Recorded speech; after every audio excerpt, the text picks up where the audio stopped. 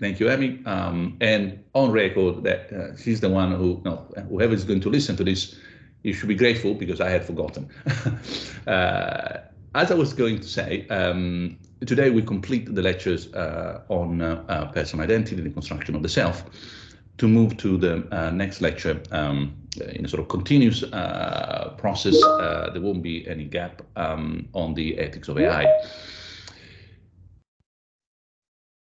We start from the definition of hope, which I'm going to share with you now.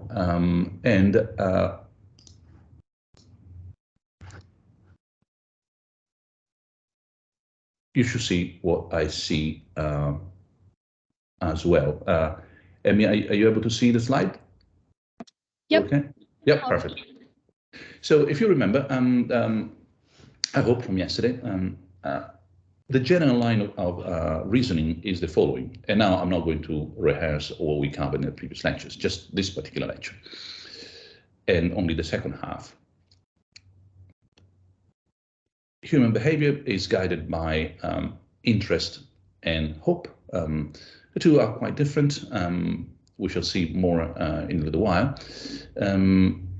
Unfortunately, often hope is reduced to interest, but it's better to be clear. Interest is, in these lectures, understood in a sort of economic way, in a philosophy of economics sort of perspective, meaning that is what an agent has as a selfish interest in pursuing their own goals, their own sort of particular projects. Hope on the other hand, is understood, as also the slide shows, as a matter of potentially also disinterest or uninterest, desire that things might go in a certain way. I might hope that you will recover. I might hope that the environment will not be affected too badly by AI. I don't have necessarily to hope only that I will win the lottery. If I didn't win, if I didn't buy the ticket of the lottery, but you did, I might hope that you will win, etc. So hope has been one of the engines behind human behavior since ever. Let me stress one point which we didn't cover yesterday, and would lead us to a more sort of political philosophy kind of analysis. So it's not for today, but consider that if you compare interest and hope, hope has the last word. So consider the most fundamental, essential, vital, literally, interest in self-preservation. One could say that every human being has that fundamental interest, survival, not only well-being, but being alive. And that interest, one may say, look, is the most selfish. You could do anything, you would do anything in order to survive, etc., etc. This is all true, but now compare that to hope, and compare the most radical interest to the most radical hope. Well, people kill themselves for hope. They don't kill themselves for interest, obviously. So the, shall we say, insane terrorist who decides to commit a suicide and a horrible act of violence on anyone else around themselves, well, they clearly have hope as overriding their interest. Now, this is way too dramatic, but it's a way of explaining how hope is the ultimate driving force, even when compared to interest.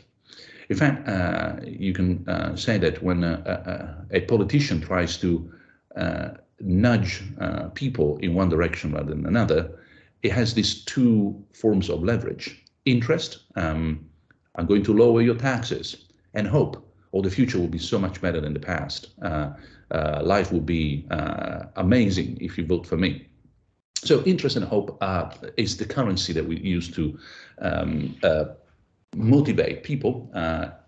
One more reference to past lectures. If you remember that diagram when I was presenting the most elementary system where agents, actions, and state of the system are interconnected in a very elementary transition system. And I told you, look, if you want to change the state of affairs around us, we can we have 3 points of pressure. We can act on the agents, on the processes, or on the environment. Well, in this case, we are putting the pressure on the agents, providing, for example, incentives, interest, or hopes in terms of future developments or things that could happen that we wish. So back to us, the discourse, how we use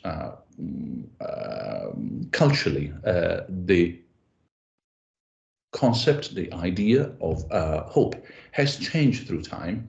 It used to be primarily religious, theological. The ultimate hope was afterlife, for example, or going to paradise. Then, with the appropriation by the social sciences,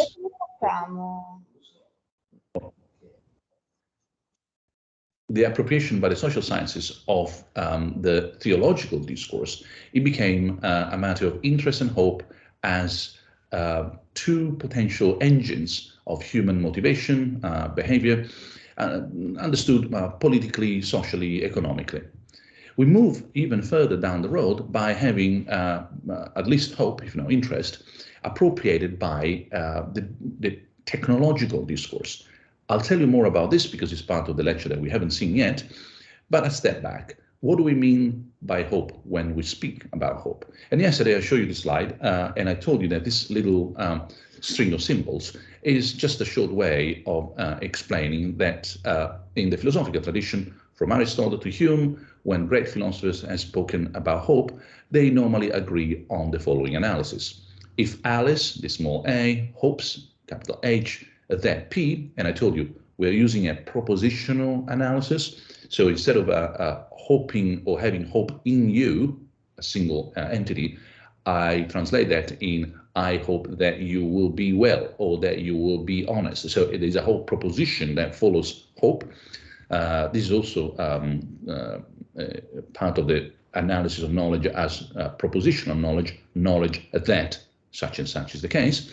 So this propositional analysis, which again is a standard way of handling concepts, becomes Alice hopes that P, whatever P is, maybe that she wins the lottery or that your party will be a success, even only if Alice desires that P, that your party will be a great success. And this is a little sort of hat like this. She also believes that P, that your party will be a success, has some kind of probability. What kind of probability? Well, the probability that we're talking about needs to exclude total certainty and impossibility, because that would be irrational. It would be silly of Alice to hope that your party will be a success if it is impossible. For example, there is no party, so how could that be a success? Or if the party has already happened and it was a success, well, there is no need to exercise any hope. So if one hopes that P, one believes that it is possible that the desired state P obtains. This is standard analysis. For once, philosophers seem to roughly agree on this. What happens once we have this analysis? Well, first of all, I told you that this is kind of in line also with the father, quote unquote, of the theological interpretation of hope, Paul of Tarsus, St. Paul for people who like to use the title. It also gives rise to, and this should not scare anybody, to some potential logical analysis of hope. The value of having propositional analysis of so-called propositional attitudes. For example, Alice believes that P. Alice is afraid that P. Alice hopes that P. Alice is quite uncertain that P, etc. All things that can be followed by that P means that you can develop things like this, and I'll go through this quite quickly because it's just for the logicians in the room, and for those who are curious to know more about formal ways of analysis. What you see here in front of you is a kind of so-called modal logic that builds on the first order and classic logic for propositions and for predicates. So the modal logic has some new operators. The operator in this case is H, hope. And you can formalize H as a definition here, or you can start saying things like this. If Alice hopes that P, then it is not true that she hopes that not P. Oh, wow. It didn't take a genius. If I hope that you have a nice party, then it is not true that I hope that you don't have a good party. So it's just a way of presenting the same content with the double negation here and here. This would lead to what in epistemic logic is called D as one of the axioms for one kind of epistemic logic. You don't need to follow this if you have no interest, but if you are, then I would recommend to pick up an introduction to modal logic and follow this. You could also have something a little bit more controversial. K is for another kind of, another type of modal logic. This is a little bit more sort of controversial. So imagine that you hope that if you have a good party, then you will be happy. Does it really imply that you hope that you have a good party and you hope that you're going to be happy? Not really, or maybe it's open to debate. You could have a logic that assume this string as an axiom or as one of the acceptable inferences. Remember, I hope that the block, if you have a party, if you have a good party, you have a good party. If you have a good party, then you're going to be happy. That's what I hope. Does this imply that I hope both that you have a good party and that you are going to be happy? There seems to be a slight difference meaning in the two things. So you may or may not accept, but let me give you a different analysis here. So imagine that I hope that you're going to win the lottery, P. This does not imply that you're going to win the lottery. It is not true that from Alice hopes that P, it follows that P. However, this exactly, if you replace H with Alice knows that P, then it does follow that P. If Alice knows that you had a cappuccino for breakfast, then it is true that you had a cappuccino for breakfast. Because if it weren't, if you didn't, then she would not know. She couldn't claim to know that you have a cappuccino for breakfast. This is a classic axiom in epistemic logic. It's true for knowledge and it's not true for belief. If Alice believes that you had a cappuccino for breakfast, well, it doesn't follow that you did have a cappuccino for breakfast. You may not have. This might still be true and this might be false. But if this is Alice knows that P, then P follows. Now with hope, unfortunately, hope works not even not like knowledge, it works more like belief. If I hope that tomorrow will be a sunny day, well, I wish that my hope were enough, but obviously it is not true that necessarily it follows that tomorrow will be a nice day. It may not be. There are more controversial aspects here. Some of them get really complicated. If I hope that tomorrow is a good day, is a nice day, do I hope that tomorrow? Not necessarily. But imagine this were a case of knowledge. If I know that my name is Luciano, do I also know that my name is Luciano?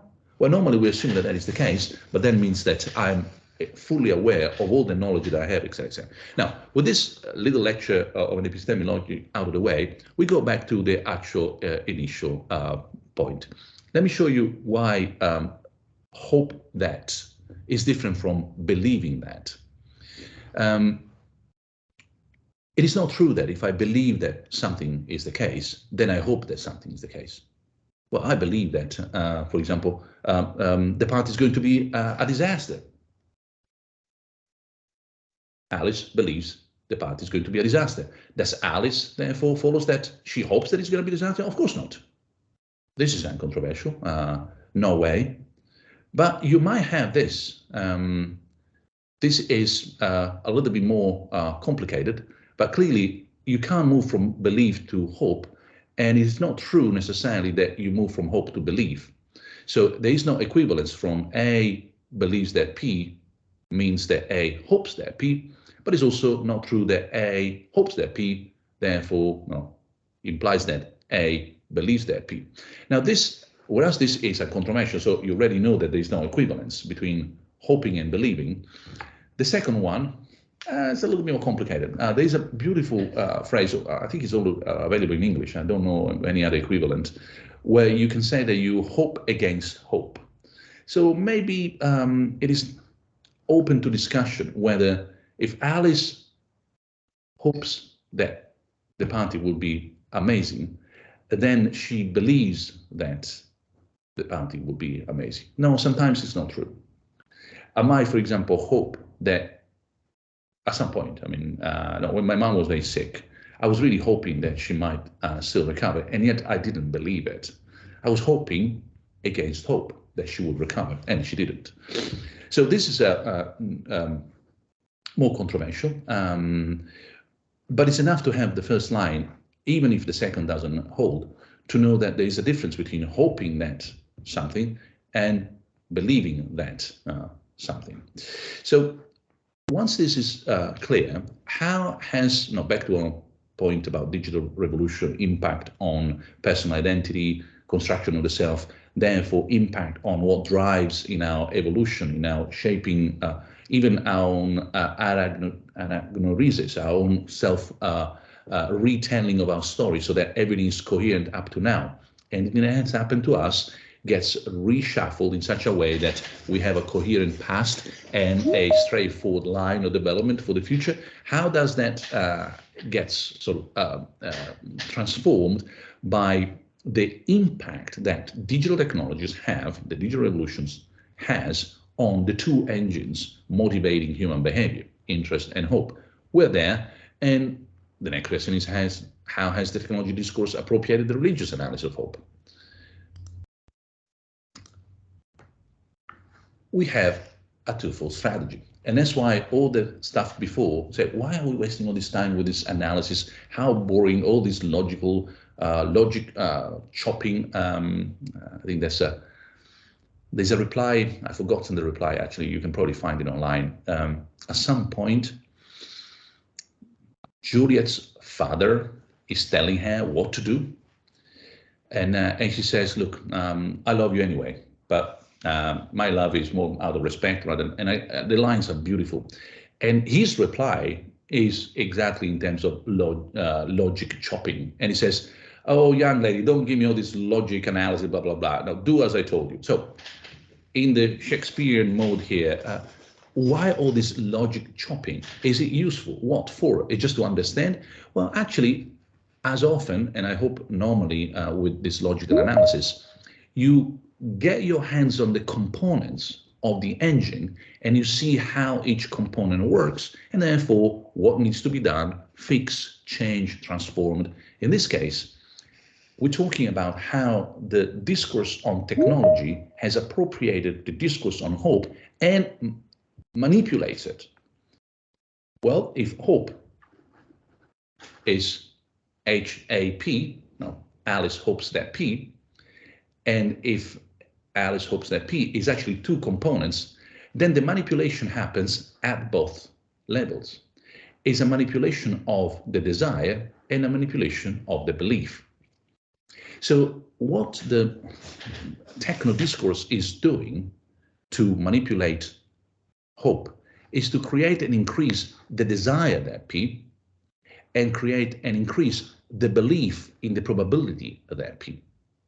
I hope this sounds very familiar.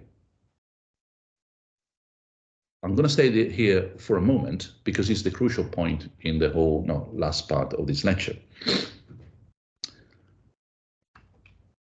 Key concepts get appropriated by different discourses. As we saw yesterday, they also come with a lot of legacy, a huge conceptual framework.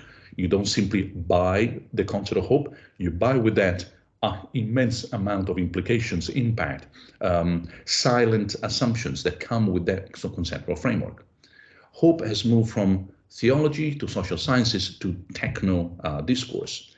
How has that happened? Well, the last step that I try to show you is, once you understand how hope can be structured in components, the appropriation manipulation of hope by the techno discourse happens at each level, for each component.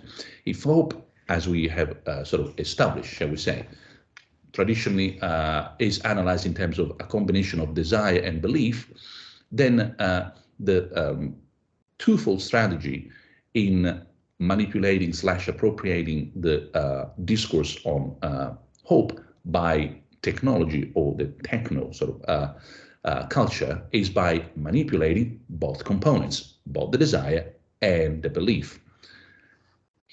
So the D and the B. So the promotion, the advertisement of the possession and use of a technology T, DB manipulates A. So T becomes some kind of a talisman or technology that is used to manipulate Alice into having the desire, and that T does whatever T does, and having the belief that is very likely, it's probable at least, is no 0, no 1, that T is going to deliver that particular sort of good value to be hoped for. So the actual possession of that piece of technology maximizes the probability that P happens, making the hope that P equal to the experience that P. So when you have a new P, call it Q, that can be the subject of a new hope. So the discourse, techno-oriented, about hope never reaches closure, but is constantly renewed. I'll give you an example in 2 slides, but anticipating, take the classic, and these days we have seen Apple all over the place, so maybe just as good as any other example, the desire to own an iPhone. The hope becomes the desire, and the belief that the new iPhone will deliver something different, better, more, wider, faster, more productive, more enjoyable, more than the previous element. Now, this doesn't lead to a closure. It's not that you get the new iPhone, job done, and you move on, because it will be renewed in a little while by renewing both the desire and the belief that the new T will be more, better, faster, etc., etc. Now, this may sound a little bit too much of a abstract, very distant philosophical analysis. Wait for a couple of slides and we're almost there. So the promoted advertised technology becomes a talisman, a technology of hope. The way in which Apple has presented, advertised its new technology for augmented reality fits exactly this technology of hope. Hope for better interactions work-wise, hope for the possibility of sharing productive processes. Of course, the hope that is sold, and I'm here now following actually the article that Amy has written and shared with you, Metaverse has a different kind of technologies of hope. The hope there is more in terms of socializing, more game-oriented.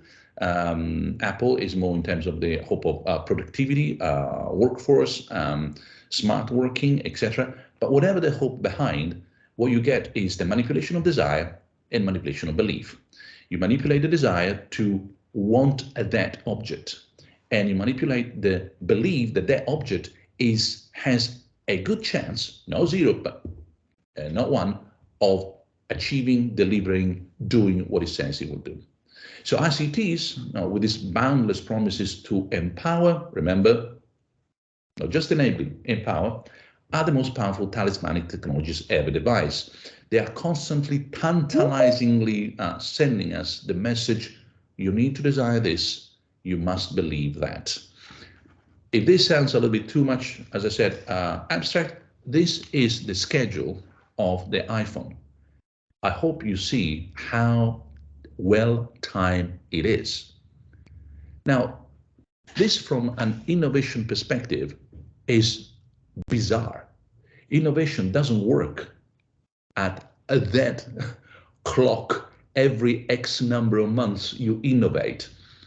The only way of having that is by dominating the market, controlling the technology of hope, so to speak, meaning the desire and the belief that the iPhone will be the new talisman, and putting on the market the new talisman at the right time. The right time is the time when the old talisman has become sufficiently part of what we take for granted, has lost the shine of the desire and the belief, and we as customers are ready for the new talisman.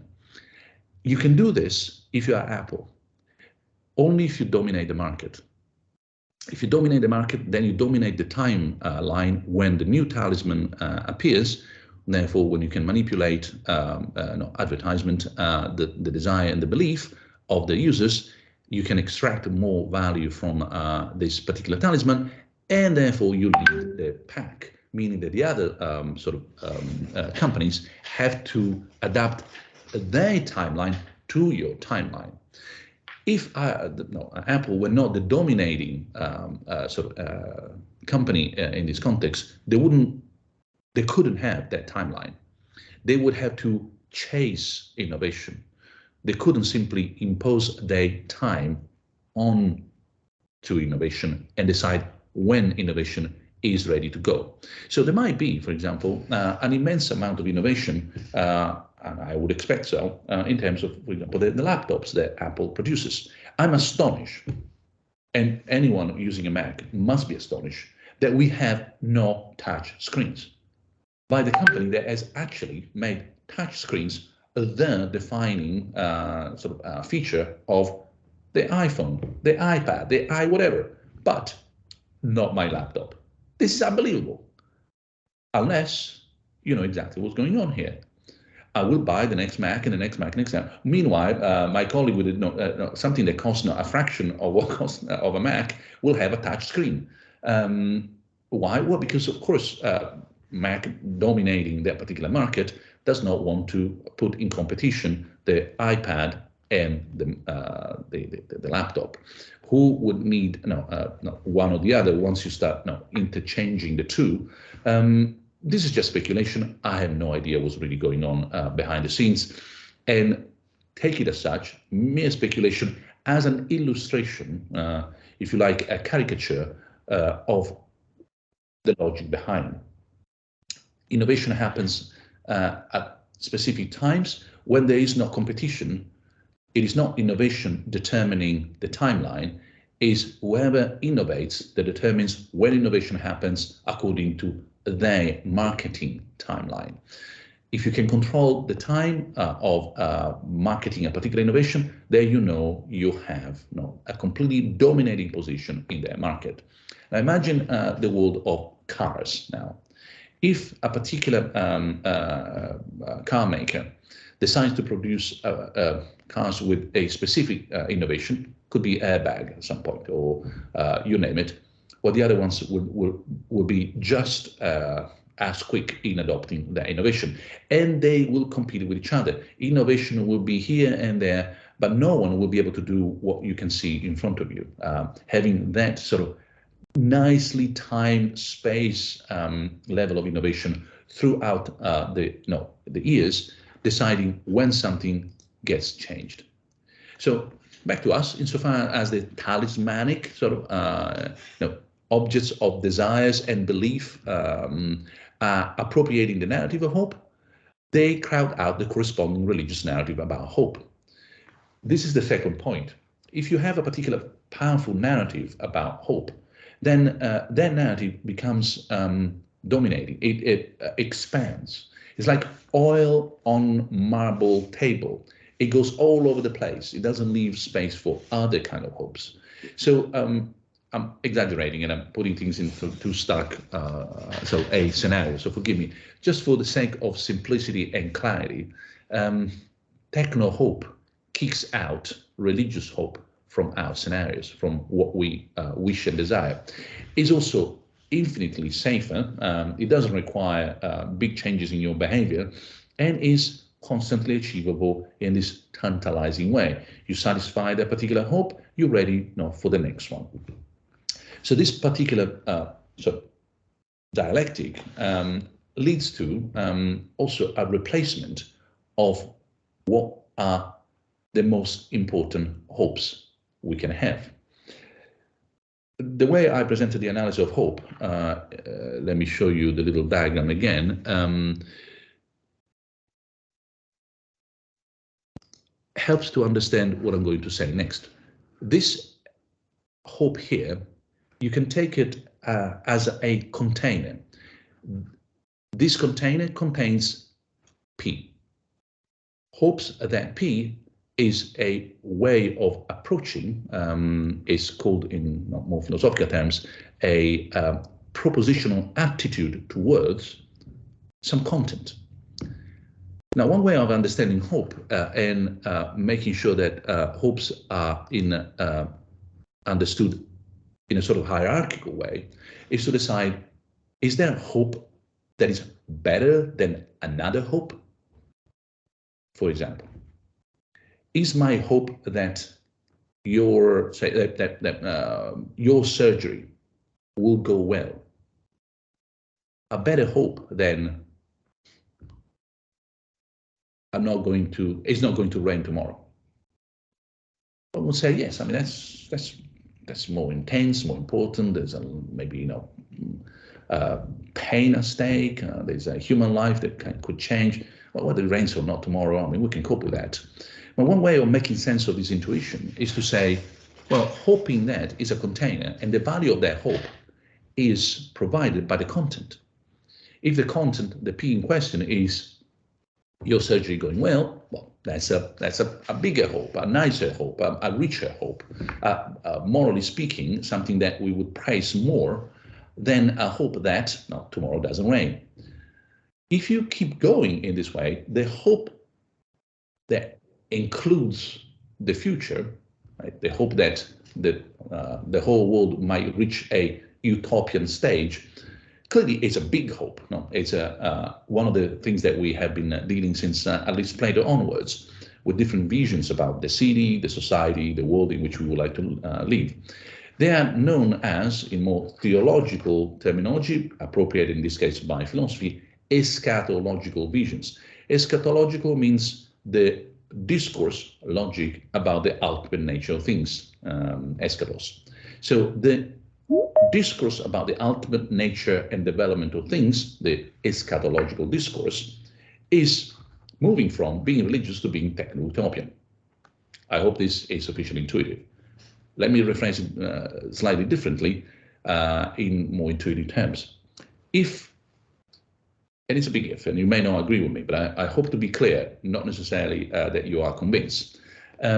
If we have appropriated, to a large extent, the discourse about hope from religion to the techno vocabulary, techno culture, the digital culture of our days, and if when you go around, you see advertisement all over the place, pushing and pulling you, nudging you to hope that the next iPhone will be better than the current one. The having 3 cameras is the must of any possible iPhone. How could you possibly live with an iPhone with only 1 camera? And of course, next year will be 4 cameras, and the 3 cameras that look so cool today, no, you need to abandon it, etc. If that is the kind of discourse in which we are more and more immersed, then hope gets its value, we know, from its content. The content makes a difference. When it comes to the ultimate content, what we hope in terms of ultimate end, where we would like to have the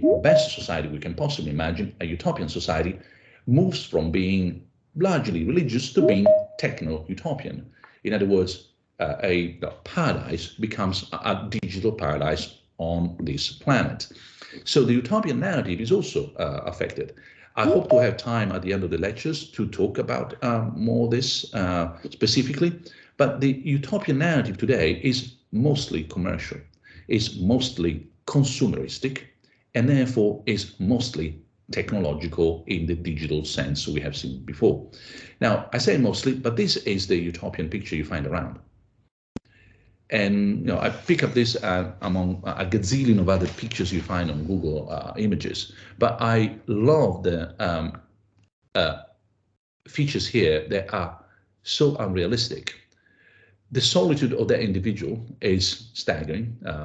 As usual, remember, the new culture is still unable to cope with the fact that the age of the I, or the single individual, or the Cartesian subject alone in the universe, it's over. It's over factually, and it should be over ethically, but no. If you have to present a brochure of a smart city, here is the gentleman, white man, semi-fit, no, look at the shoes, going around with a robo-dog in an empty world. The second point, this, is utopian and a bad one at that, because there is no old technology to be seen. Now, the beauty and the real value of good sci-fi is when sci-fi is, insofar as it can, realistic.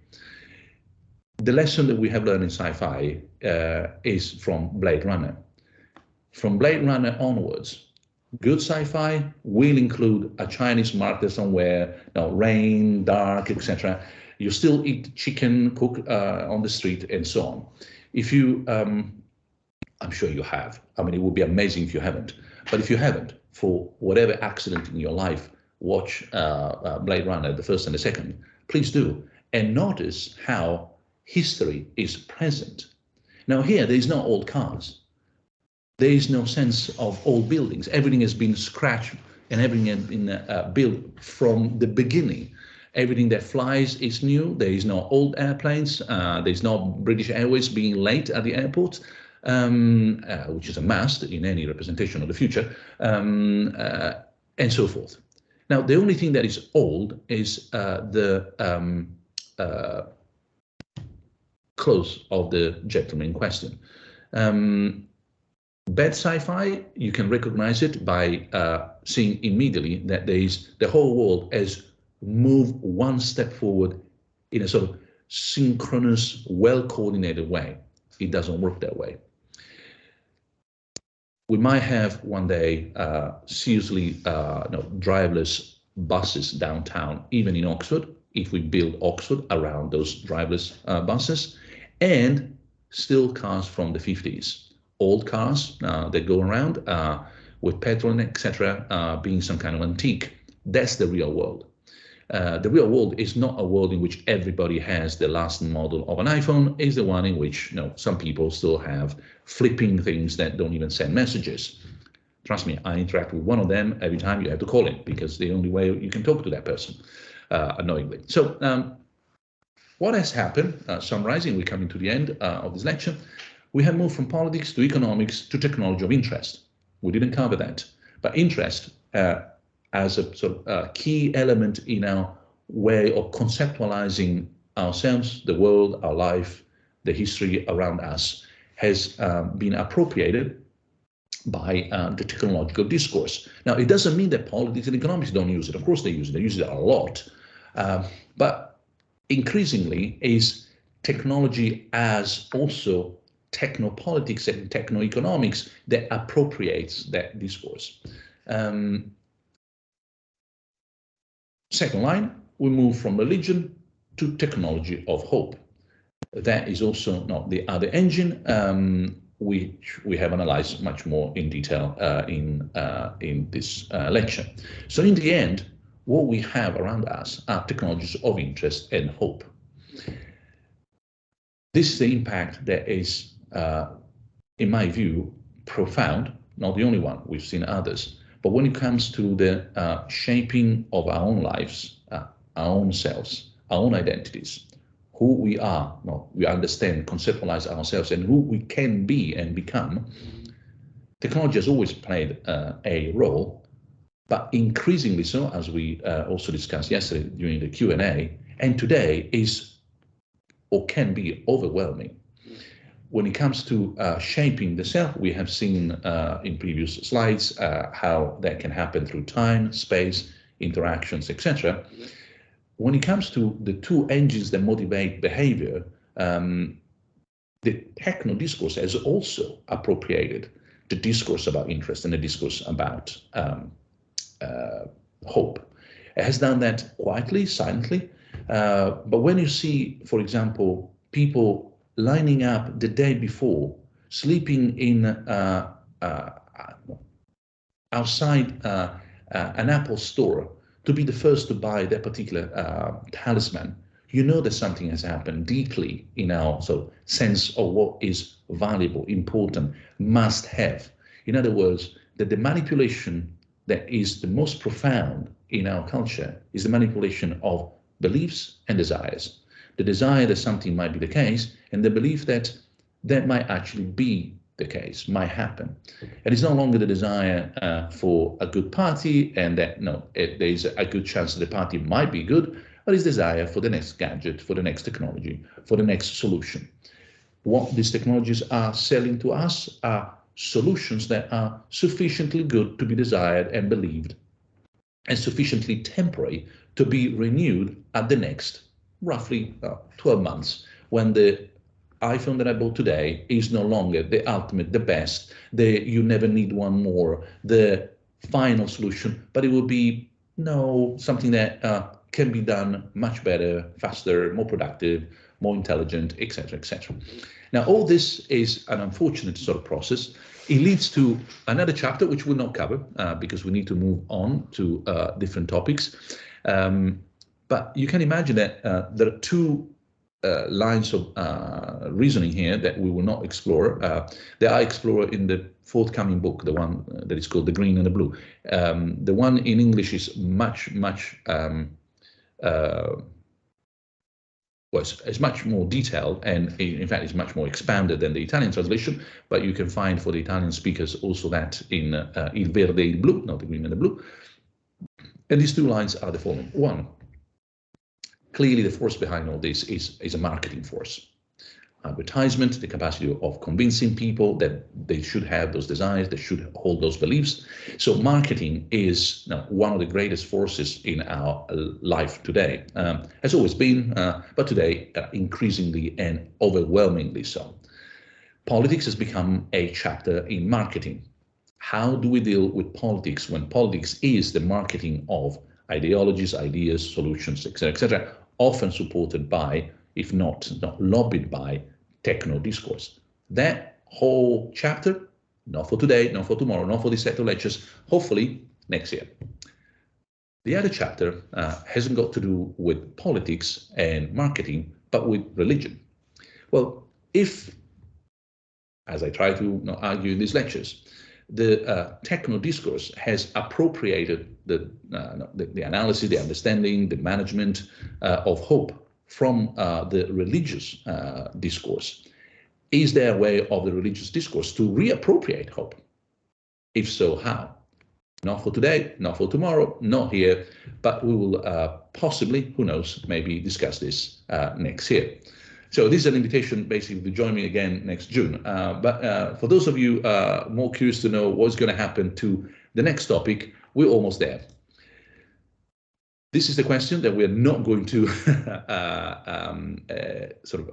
approach because it's, as I said, it's both political, one chapter, and, if you like, spiritual, religious on the other. Remember, I like to stress this, I'm an agnostic, so at least you know where this is coming from. I don't have a particular religious axe to grind. I'm not trying to convince anyone that you should embrace this or that religion. I don't have that faith. But I do take religion very seriously. As a philosopher, I should. And anyone interested in human life and understanding human attitudes towards life should take religion very seriously, like politics. It is that practical sense of what we do with our lives that would be a matter of reappropriation. The questions that we will leave open, because it's time to move to the next topic, is how can hope be reappropriated? That question presupposes that we can. So you can see that I have, forgive me for the pun, a bit of hope that we might reappropriate hope. You can do that transcendentally, spiritual hope. It doesn't need to be religious, as that is a new old chapter, not to be discussed today. Or you can do that historically, sociopolitical hope, semantic capital. We will discuss semantic capital. So there will be a link there in the next lectures. The two can be, they don't have to be mutually exclusive, they can be complementary, but this is not something we're going to pursue in these lectures, because the topic of these lectures was the construction of the self, the nature of the self, and how the digital has an impact on who we are or think we are and who we think we can become. Hope and interest being two enormous forces that shape our behavior, our future projects, our efforts to obtain something rather than something else. At this point, we stop here. I would say that we have maybe a couple of minutes where I switch slides. So if you need that famous glass of water, this is the right time to get one. But I would like to continue on this because I would love to start the new lecture since we have a lot to cover on that topic. So a couple of minutes just as Amy and I will make sure that the next slides are available.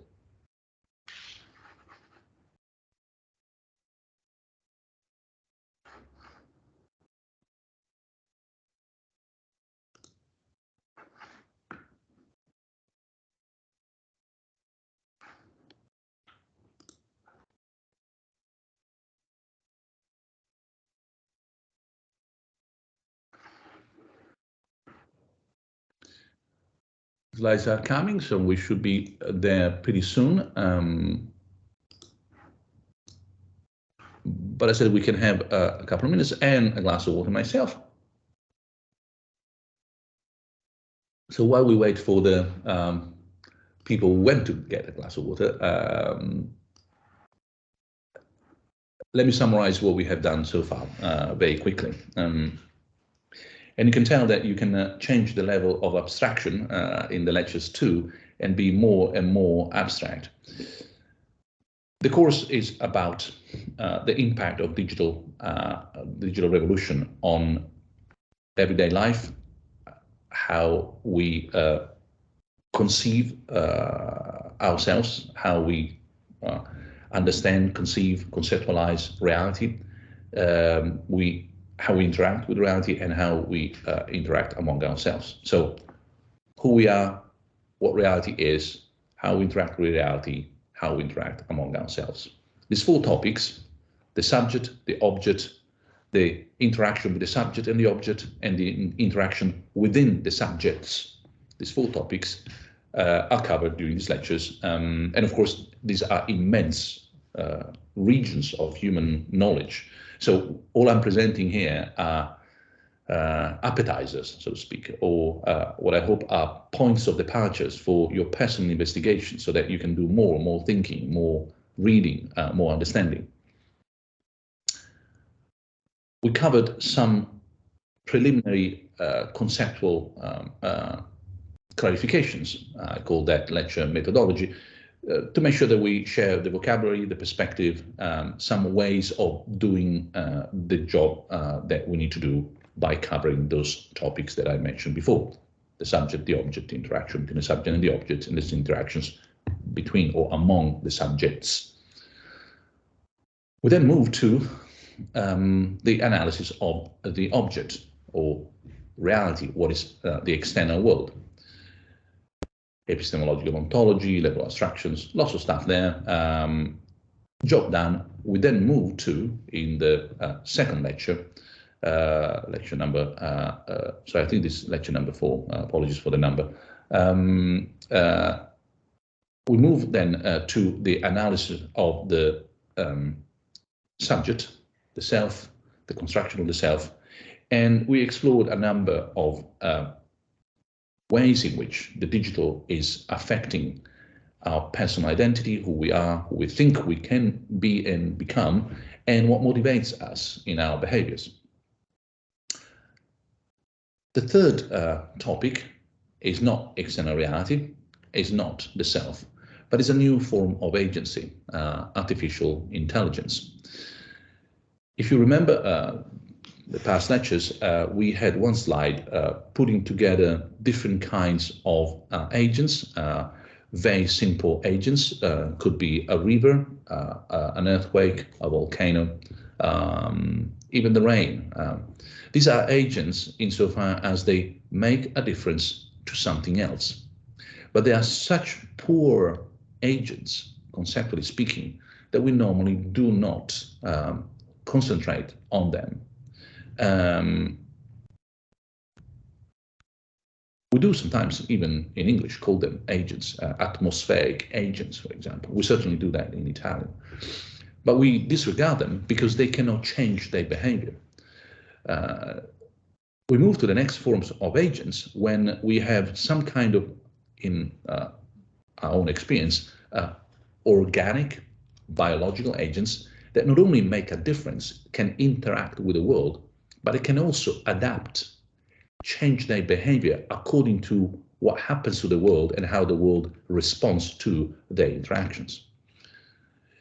A dog certainly can interact with the world in a way that is incomparable to a river or the rain. We then move even further by saying, look, not only there is learning and interaction between the agent and the world, but there's also a whole escalation in terms of self-determination, freedom or autonomy, depending on which vocabulary and therefore which philosophy you prefer, awareness, goals, intentions, desires, and then hopes and interests and so on. Then you get to an agent that is the rich form of agency that we normally have in mind, the humankind. These three forms of agency, the river, the dog, and the human being, don't have space for, if you have this tripartite analysis, for AI as a form of agency. Now, the whole lecture today and tomorrow, the fundamental message, or one of the fundamental message I want to convey, is that AI is a new form of agency. Controversial, and trust me, I've been told in even less than nice ways that this is total rubbish. I don't think so. I think it's the proper way of understanding artificial intelligence. I think it's the future. And unless we understand AI as a form of agency rather than a form of intelligence, we will miss the proper way of understanding the sort of revolution that is undergoing, that's going on under our eyes, that we are undergoing, and therefore we will miss the opportunity of shaping it properly. It's a bit like saying you don't get what is happening, therefore you don't get how you could actually go about shaping it properly. We keep talking about AI as if it were a new form of intelligence. In other words, we keep thinking that is something that belongs to somewhere in between a dog and a human being, and we are distracted. We get into scenarios I'll show you in a moment. I hope there's a bit of a few funny sort of slides, funny in a philosophical way, of course. But not only we get distracted, not only we don't pay attention to the real problems, we're also missing the opportunity of shaping AI properly for the benefits of society and the environment as a new form of agency. So back to us, there has to be space in that sort of organization of agents of something like an artificial agent that is able to interact with the world. No agent is an agent unless it makes a difference to the world. If it doesn't make any difference to the world, it's not an agent. Ghost will start being a really serious business the moment they make a difference to the world. If the ghost cannot make any difference, remember interactivity as a matter of my criterion to decide whether something does or does not exist. Well, if a ghost cannot close the door or break a window or even shake my hands, it doesn't exist. An agent has to have some kind of impact on the world, at least potentially, at least counterfactually. It could have, it would have, but if it is impossible for the agent to make any difference whatsoever to the world, it's not an agent. End of the story. That's what we mean by agent. So a river is an agent, a dog is an agent, a human being is an agent. Thank you. Fine, great. Even a dishwasher is an agent. Then the interaction has to be a little bit more than just a one-way interaction that the agent cannot control, modify, shape in any possible way. There is no feedback mechanism. There is no way that those waves on the beach of Copacabana, no, I wish I were there, are going to make any difference to the way in which they are shaping the beach of Copacabana. They will generate more sand. They will keep wetting the shore. But there is not a way in which they decide, oh, today, you know what, I'm going to be shorter, or I'm going to shape that sort of angle, that corner of Copacabana differently. So they're not in control. They cannot make any difference in that sense. An agent that is in control and therefore can learn from the environment is the kind of agent that we want to discuss. Now, that agent has this, therefore, two components, interaction and learning. If it has these two elements, and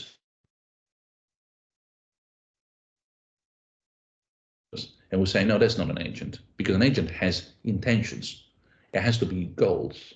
It has to have a teleological, telos, and logical discourse about end. So a teleological attitude towards what the actions are for. It must have a project, maybe an intention, hopes, desires, something that believes, a mental life. So for a full classic philosopher, an agent is only a human agent, or something that is made of human agents. It could be a business, it could be a company, it could be a platoon, it could be a team, a football team. You could get a football team as an agent because it's made of specific components, each of which has these three, not only two, elements: interaction, learning, and teleology, some kind of mental life, shall we say.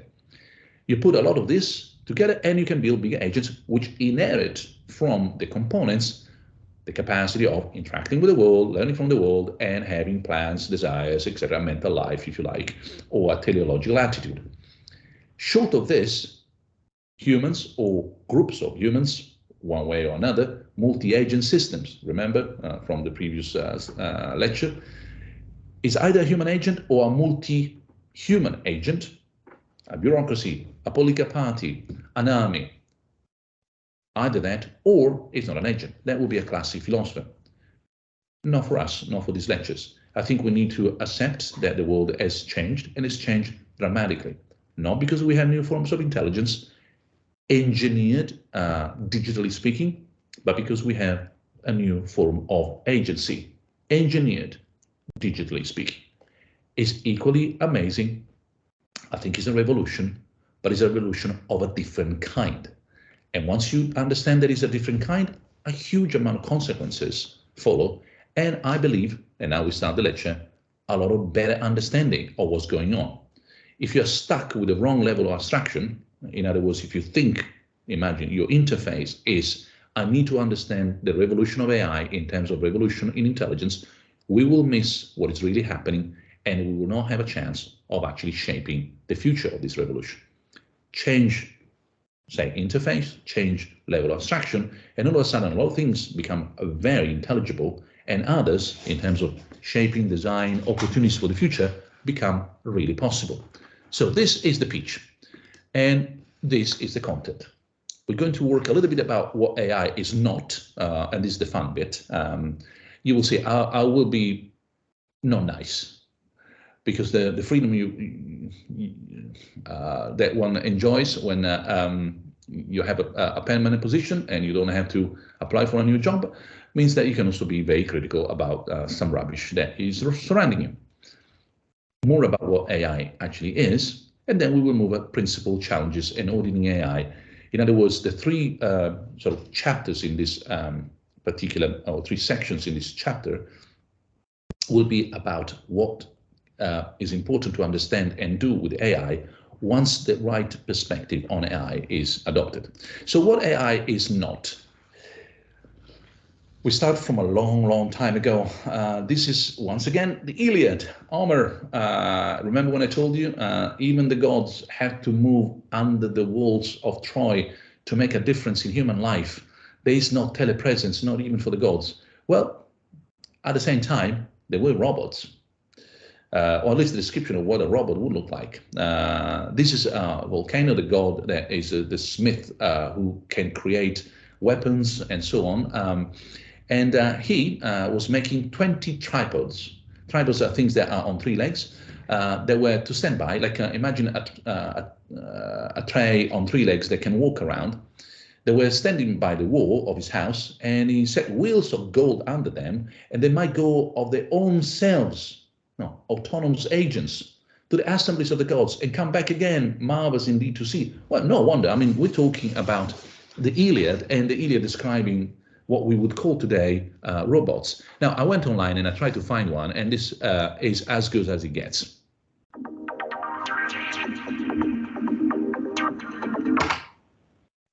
As you can tell, this is the, well, it's not three, it's two pods or bipods or a two-legged tripod of the kind described in the Iliad, literally. This is what the Iliad is describing. It should be amazing, not only because that's what you can learn by reading classics, but also to show you how long the desire for something that does things instead of us, better than us, more than us, 24/7 has been with human culture.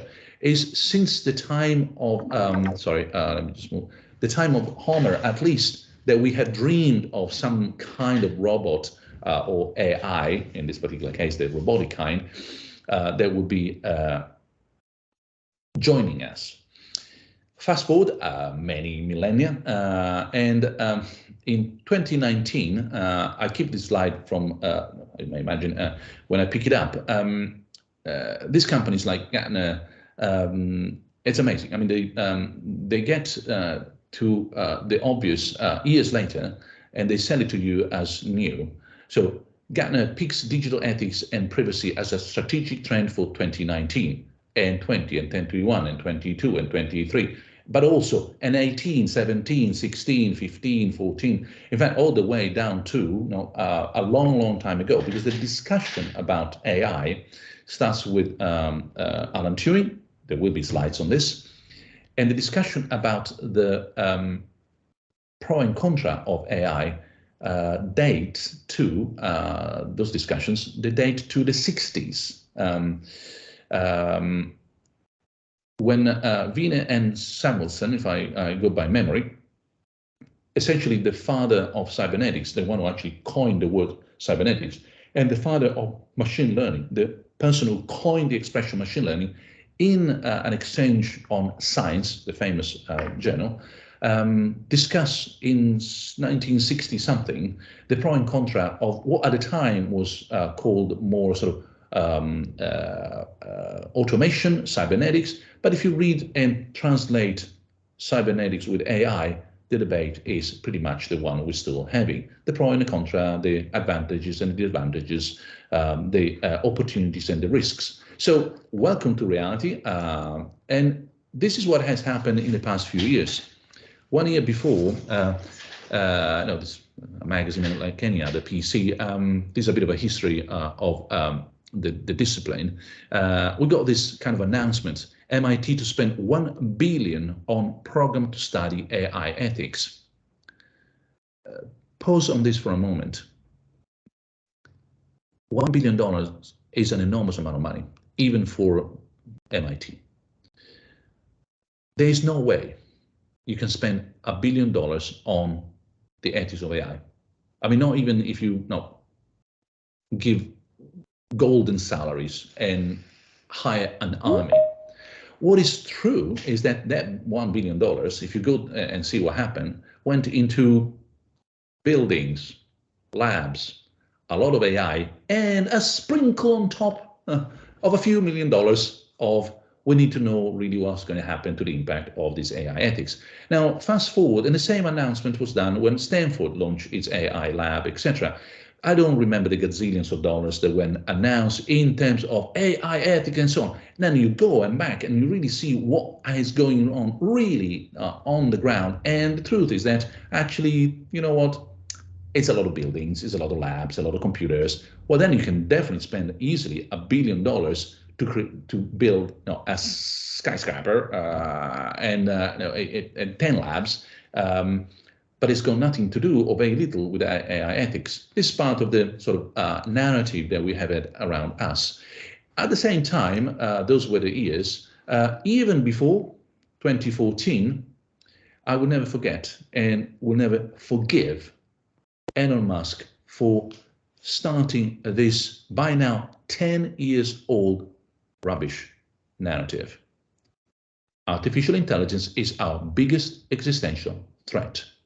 That is a quote, and is the most irresponsible, immoral line that I can read these days when I remind you there's a war in Ukraine, we're destroying the environment, 800 million people don't have access to clean water. And you really think that our problem is ChatGPT? Seriously. This is the 1% rich North spoiled brat closed room bubble obsession. Nothing to do with science, technology, actual threats, real problems, and the future of humanity on this planet. But, of course, it made news. And The Guardian and anyone else, and no, it could be the Financial Times, it could be the decent guys. I'm not talking about the worst tabloid, but have amplified, surf this particular wave, made news, clickbait, on and on and on and on. At some point, COVID did happen, for example, and we were told that artificial intelligence won't save us from coronavirus. In fact, it was used a lot in the development of the vaccines behind the scenes. So this was also not true. While also now providing the opposite view. It will be a disaster, it will be a panacea, it will be neither of the two. How about is that technology that we need to understand and need to shape? I know it's not very exciting. I know you're never going to publish an article in Wired or in The Guardian by saying, welcome to reality. But that's exactly what we're going to do in this particular lecture. To do that, we need to understand AI as a divorce. I already introduced this topic. I will insist on this for a little while. It's a divorce between agency and intelligence. Has never happened before. This is a revolution, yes, but it's a different kind of revolution. It has got nothing to do with the engineering of intelligence, everything to do with separating, cutting, that should ring a bell, is not a paste of some kind of semi-biological or biological looking kind of intelligence and an engineering artifact. Is not that kind of marriage which we are constantly being advertised. Remember, techno hopes or techno fear is the same method anyway. It's to leverage what we hope or fear, what we want or don't want, but is that emotional manipulation of public opinion? Well, that has to be left on one side. We are more intelligent, better informed than that. AI is not that kind of marriage. Whether you see that as problematic, no, Terminator, singularity, the end of the world, or as a panacea, oh wonderful, we will have tripods serving us drinks while we are on the beach. Remember Copacabana, and so on. Actually, if you want to be really cool, it's Ipanema, by the way, but that's another story. You need to ask here. The girl is from Ipanema, it's not from Copacabana. Everybody knows about Copacabana, but there's important bits of information in these lectures going to the footnotes. So back to us. We will not be on the beach of Ipanema drinking some kind of nice cold Coke. No, we want to be safe. Served by robots.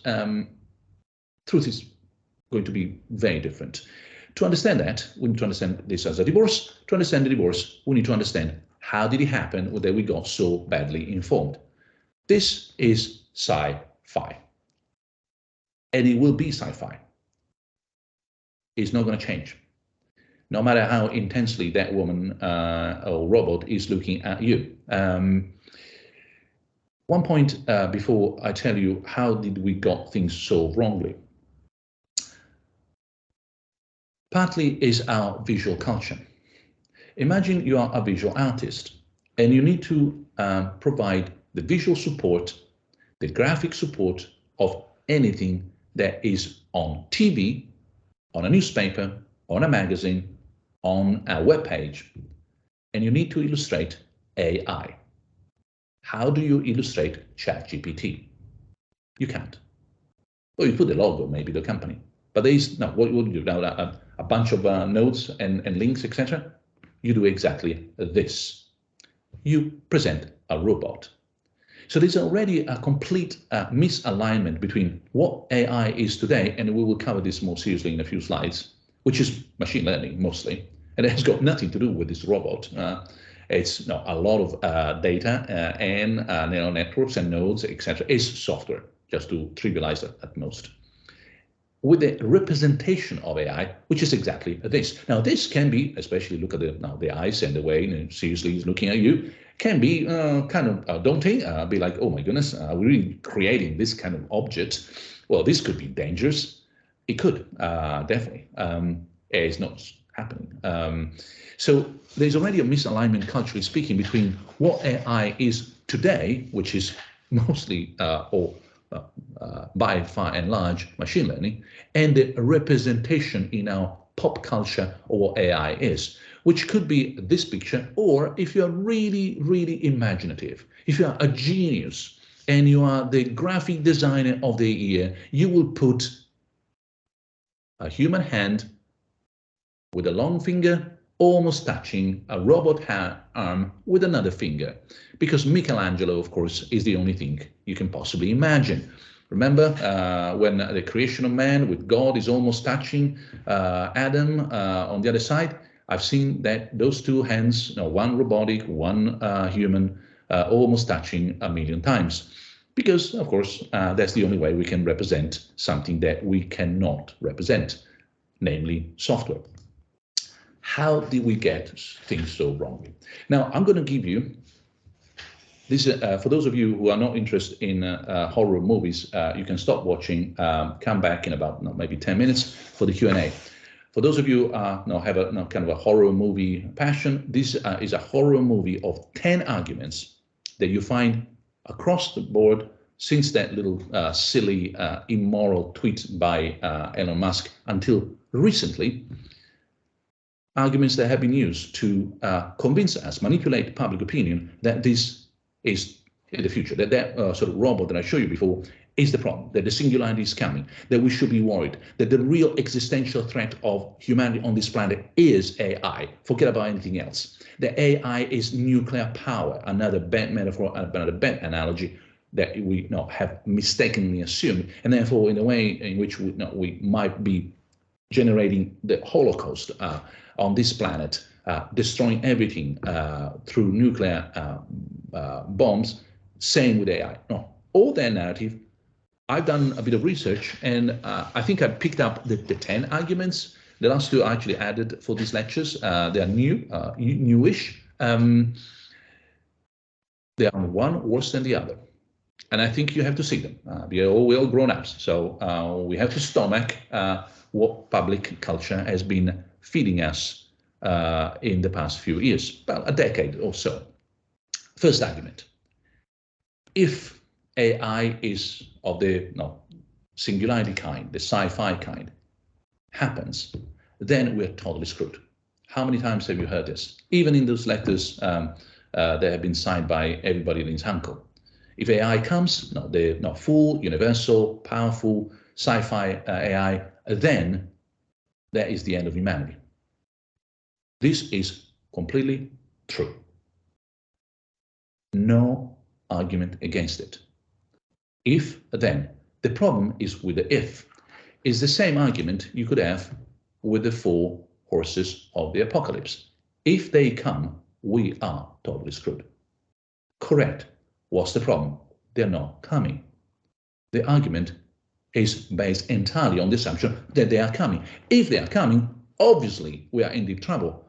Would you be worried about the 4 horses of the apocalypse? No. Or, well, the 4 horsemen of the apocalypse are a fiction, I hope. So we shouldn't really be worried. Comes the next argument. Oh, but it could. Could. Even Elon Musk recently has gone public saying there is more than a 0 chance possibility or probability that AI, the full thing, the universal, the dangerous one, the singularity, may happen. Oh yeah. And what do you infer from that? Because remember, if then works, and therefore you need to defend the if. Now, the 4 horsemen of the apocalypse, probably not. I would say zero probability, but AI, the universal kind, well, is more than zero. Is it? What kind of code are we talking about here? Now, this is the most annoying part, and not everybody gets it. So I'm ready for disappointment in terms of who gets it. There are two kinds of possibility. There's the logical kind, and there is the plausible kind. Let me give you the plausible kind first. It is possible that I may not be able to get that passport from the American consulate, and I may not come to Bologna. It's definitely possible. In fact, it's unfortunately possible. It's a matter of fact. Yes, I know, exactly. I hope not. But yeah, well, it's a possibility, and more than a chancey possibility. Logical possibility. Every time you buy a lottery ticket, you win the lottery. Every day. In fact, you buy 2 tickets every day for the rest of your life, and every day, twice a day, for the rest of your life, you win that particular lottery. Is it possible? If you are a logician, you have to say yes. It's what we call logically possible, meaning it is not a contradiction to say that if you buy twice a day a lottery ticket, you will win twice a day that lottery. But is it even remotely plausible or has a chance to happen? Of course not. So should I be happy as opposed to worry about that particular phenomenon? You would be irrational. It is so negligible that we simply can discount it. It's not logically impossible. That's what we're saying. That's what Elon Musk, if he had any understanding of logic at all, should be saying. And therefore should also follow the following for the consequences. It is not logically impossible to have AI of the sci-fi kind. I agree. To say that AI is impossible is not equivalent to say that a married bachelor is impossible, or a triangle with 4 sides is impossible. Those are logical impossibilities in terms of contradictory descriptions of entities that cannot be at the same time P and not P. It's a contradiction. It doesn't exist. But AI is as possible as, shall we say, winning the lottery twice a day for the rest of your life. Now, in the same way as I wouldn't recommend you to have any financial plan based on that chance, do we really need to worry about this? So mind, every time you get a code, it could be that you do have a friend in Nigeria who just left you $1 million. Possible? Yeah. It's not a logical contradiction that, dear friend, I have $1 million. I need your bank account. Could you please provide your bank account? But please don't send their bank account. Don't listen to that silly man of Elon Musk saying, well, it's not zero possibility that that friend really left you £1 million, because he hasn't. There isn't. That's not the way the world works. So between the vaguely possible or even remotely probable and the not logically impossible, there's a whole world of difference. Let's not be misled. Well, the reply comes, look, I know, but when it comes to AI, we're looking at something that is much more than just logically possible. The growth has been exponential. You have heard this 1 million times. Sometimes someone will quote a Moore's law, saying, oh, no, computers double the processing power, etc. Some other times they will quote the number of data, the speed at which things can move, etc. Now, this is from, it's a beautiful piece, and it's from The Economist. So it is true, the first line, that turkeys have grown from an average of 6 kilos in 1929 to over 13 kilos today. It's so disgusting that they cannot reproduce themselves. You need to, it's artificial insemination, because they're so big they cannot have sex. Poor birds, or if they are birds, poor animals. Now, you keep going that way, and they will be as big as humans in about 150 years. That's the exponential curve. Wait 6,000 years, and they will dwarf the entire planet. We should be worried. What you need to do is kill the turkey right now. In fact, the existential threat is really this super gigantic turkeys and so on. What's wrong with this? It doesn't work this way. A logistic curve of growth normally has this sigmoid function, and it has a stage in which it grows, then it reaches a maximum amount, a stable, a plateau, and it starts keeping at that level. Now, having an exponential growth, therefore, simply by speculating how 1, 2, 4, 8, 16, 32, 64, etc., without having any sense of what you're talking about, leads to the turkey fallacy. So let's be careful. Whenever people will tell you, look, it's all a matter of exponential growth, what they're actually saying is we have no way of understanding what's the limit or what is doability here. And it might be that it will double, triple, etc. in the future. We might actually reach a maximum of things that cannot be done. We don't know. But what is also, and is the next slide as well, fundamental, is that it doesn't matter whether you have this sigmoid curve more or less stretch into the future. What is exponentially growing is something that's got nothing to do with intelligence in the first place. If it is zero, well, the exponential growth on number of zeros just leads to an endless amount of zeros. 0 plus 0 is 0, and it doesn't matter how much you pile up. Now, look at the graph, at ChatGPT, and as we will in a few moments, and start wondering how much of semantic understanding is there, or is only syntax? Well, it is only syntax. We know that, I'll show you that, is only about manipulation with zero understanding, zero truth, or falsehood, relevance, context, dependency, cultural intuitions, you name it, whatever makes a mental, intelligent way of handling language what it is for us, is extraordinary. The powerful solutions are amazing. They can be used in an incredibly larger context, and yet understanding there is zero. Zero will lead to more zeros.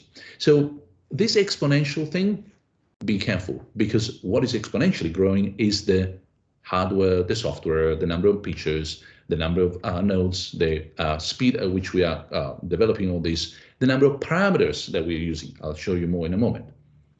Well, but sooner or later, this is going to happen. The sooner or later is based on this kind of pictures, the singularity timeline. You have plenty of this. There's some kind of line that represents the human intellect, the human intelligence.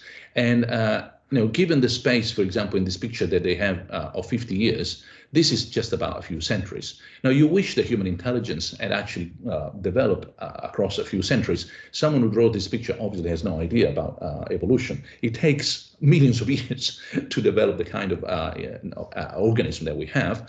But let's assume, for the sake of illustration, that this is something vaguely valuable. What happens is that the machine intelligence starts from here, goes exponential. There is a point at which it starts surpassing the singularity point and becomes uber extra human. This kind of graphics, meaningless. The sort of power here is as much interesting as, remember the horsepowers inside the engine, or the amount of electricity consumed.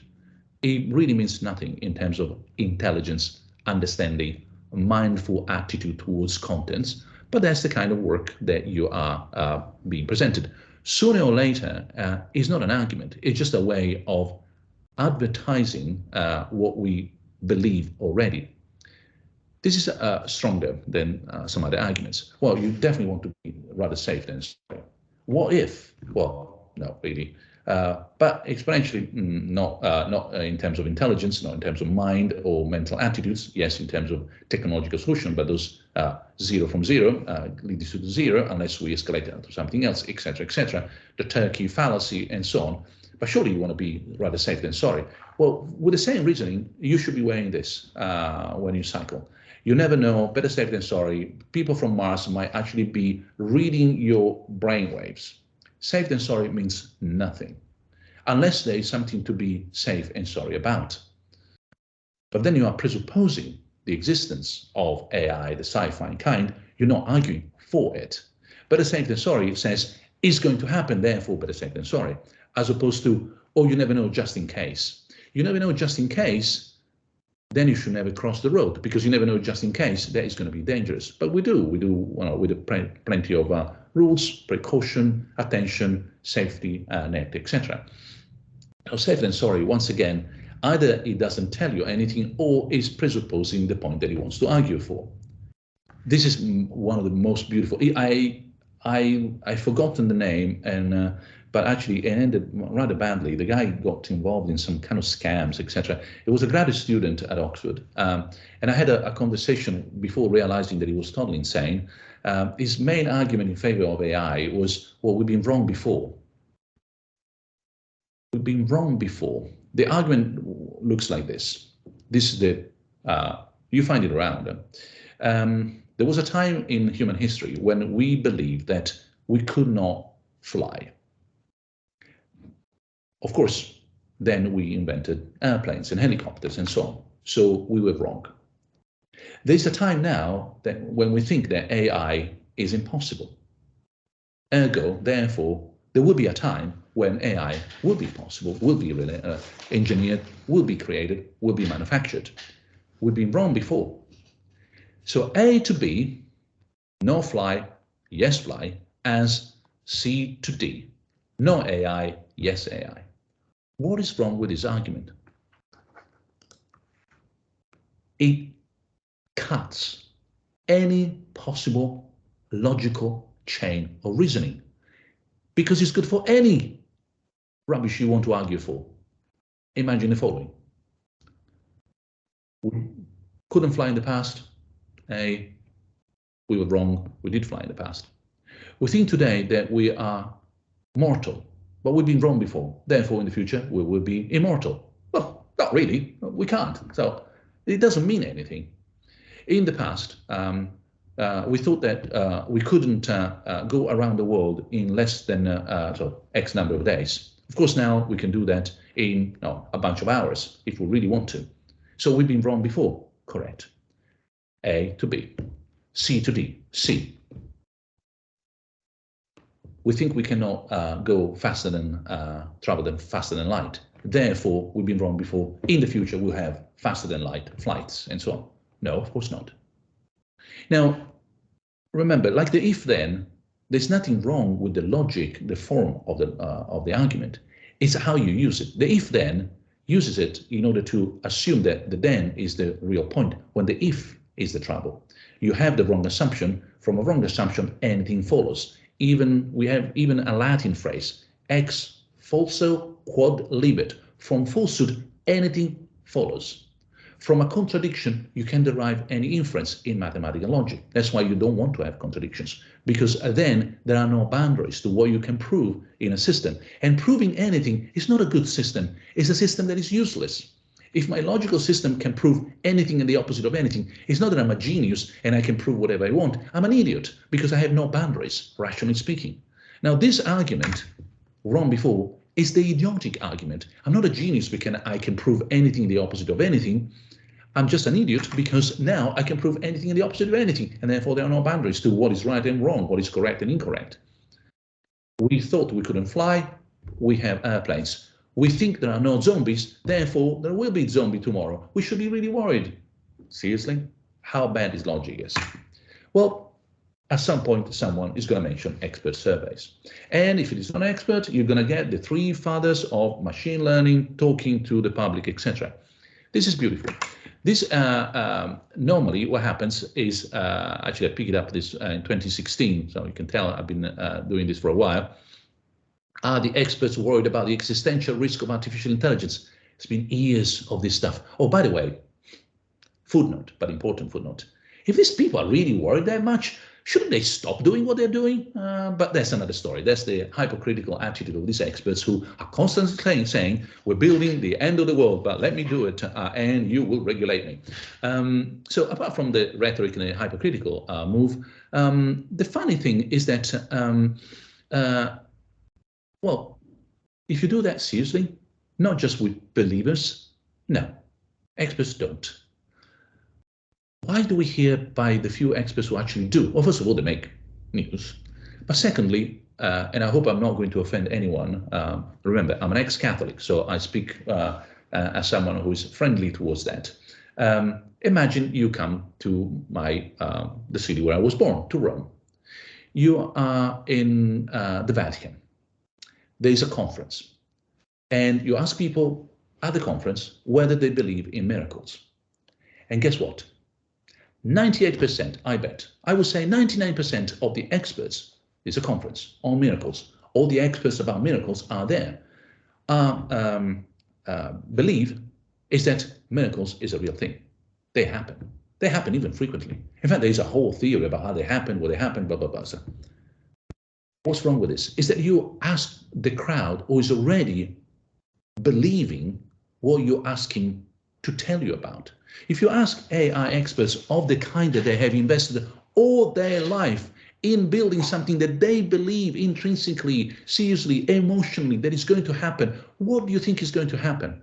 I had some wonderful conversations, I'll tell you more later, with John McCarthy before he died. He was very old. We were involved in a project that put us together in Amsterdam and so on. And he was a true believer. The believer who really was upset when Deep Blue won at chess, because he kept saying that is not the true AI we want to build. We want to build AI that is intelligent in this sort of human comparable way. That is just an engine that does a fantastic job at winning chess. This is not AI. And I kept saying, John, that is exactly the future.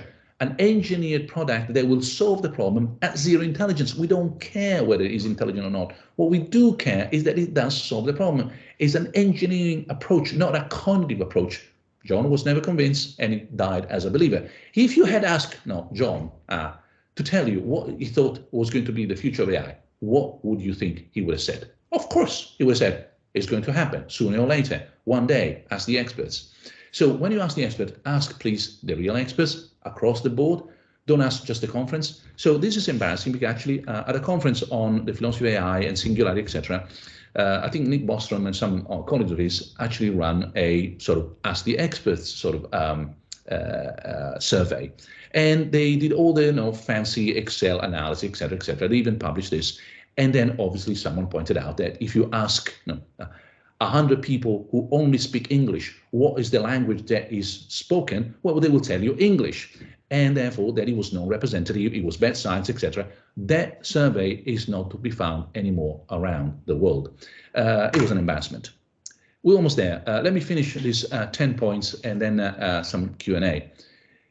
At some point, you have a case of what I call friendly fire. In fact, I think Mike Woodridge is one of those guys here in Oxford. It won't tell you it's not going to happen. It will tell you, safely, carefully, not yet. Now, whether Mike does believe or not that he's not here to defend himself, so forget about him. Let's say your average sort of expert doesn't want to get into trouble. He prefers not to speak about this. Say, you know what, not really, or not yet. Now, why is that a terrible answer to is AI coming or not, the sci-fi kind? It's terrible because a lot of the people who will tell you not yet, what they really want to say is not really, but they don't have the courage, the guts, the will to engage in a real debate. The not yet is a friendly fire because it's a terrible way of really getting people scared. Imagine you ask a biologist who says, should we be worried about zombies? Are they coming? And the biologists tell you, not yet. Seriously. I will be deadly worried. If anyone is going to tell me that zombies are not yet coming, I'm going to start buying chainsaws, canned food, building barriers around my house, and all the kind of things that I've learned from those silly movies, because they're not coming yet, but they are, and they might, I might see them. So if you are a real scientist, a serious one, and you believe that this is totally nonsense, you should never answer no yet. The journalist will pick up on the yet and will probably say, well, according to Professor Floridi, AI is possible. I meant logically possible. And he said, no, yet. Well, what I meant is this is not going to happen. So, and boom, no, you will have on BBC News, even Professor Floridi says that AI is coming. We should be really worried. I had friendly fire. We should not engage in that. We should say the things the way they are. The last two arguments, I found them actually more recently. I guess people are desperate to really convince us to be worried about something that we shouldn't, so that we don't get engaged with the real problems, the social, the economic, the political, the environmental problems that all this is generating. Let me remind you, the divorce between AI, in AI between intelligence and agency is generating an enormous number of opportunities and problems. Those are the ones on which we need to focus. Anything else is noise to distract us, whether they do that on purpose, whether they do that because they truly believe, now the fathers of machine learning, well, they are the fathers of machine learning. What are they going to tell you? They don't like that boy or the girl. Every little boy and girl is fantastic to their parents. So you really want to ask my mom and my dad whether I'm a genius or not? No, guess what they tell you? So don't ask the fathers, because the dads are particularly in love with the little child. What is happening is that people seem to be desperate to convince us, take OpenAI, that this is what we need to concentrate. And some of the arguments more recently have been produced, not only 1 to 8, but also 9 and 10. 9 is, the brain is just. This is as old as Alan Turing. The brain is just a machine, is just a neural network, is just a computer. When Leibniz was around, the brain was comparable to a mill, as I told you the other day, a windmill or a watermill, it doesn't matter. This is from Alan Turing, 1951, BBC broadcast. It's the oldest example I know of, there might be others, of comparison between the brain and a computer. Imagine you find this text and you don't know, actually this, what I'm going to tell you, and it's the last bit because we're running out of time. Imagine you find this text and you don't know this is Alan Turing. Imagine this is a tabloid piece somewhere. I highlighted the very questionable, in fact, ludicrous claim made by this piece. Dramatic pose. Professor Floridi, this is Alan Turing you're talking about, one of the greatest geniuses ever. Are you sure you want to go down on record saying that he was saying something utterly nonsensical? Yes. Happy to be proved wrong by anyone else who will reason with me through those yellow bits. Remember, this is a BBC broadcast, and the analysis of this text is much longer. I'm happy to send you the actual text. It's part of the new book, The Ethics of AI, that is coming out in English. You won't find it in the Italian version. And it's a few pages long, so I will have to be short. We might actually come back to this tomorrow. But look at the little bits that I have highlighted for you. As an excuse or a justification, remember this is BBC broadcast. I've been there, I've been a sin. I have equally said silly things because the journalist forces you to oversimplify.